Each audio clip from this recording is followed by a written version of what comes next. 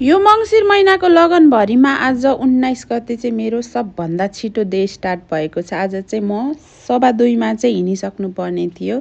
So आजको first location चाहिँ अलिकति टाढा थियो, त्यसैले गर्दा चाहिँ एकदमै छिटो निस्किनु पर्ने थियो।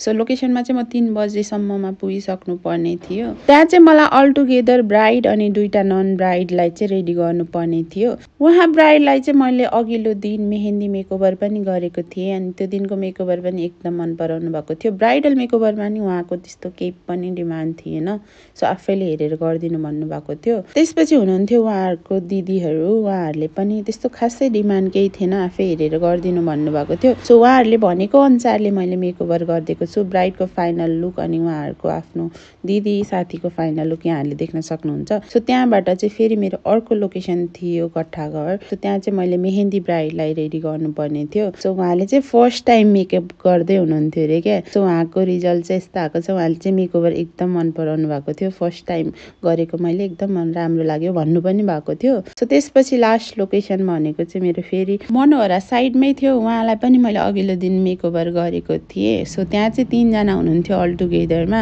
उहाँहरूको पनि मेकअपमा त्यस्तो खासै केही डिमान्ड थिएन, आफैले हेरेर गरिदिनु भन्नुभएको थियो। सो मैले चाहिँ उहाँहरूलाई सुट गर्ने उहाँहरूको ड्रेस कोड अनुसारले चाहिँ मेकओभरहरू गरिदिएको छु।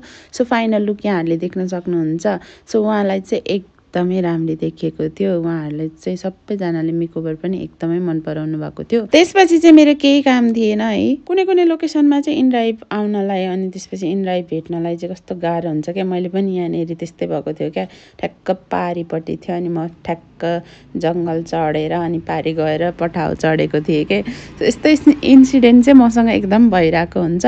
सो त्यसपछि चाहिँ म एकदमै टायर्ड फेस लिएर घर फर्केँ। यदि तपाईँहरूलाई पनि माघ फागुनको लागि कुनै पनि मेकओभरको लागि बुकिङहरू चाहिएको छ भने चाहिँ यहाँहरूले मलाई मेसेज गर्न सक्नुहुन्छ। बुकिङहरू चाहिँ अहिलेदेखि नै खुलिसकेको छ।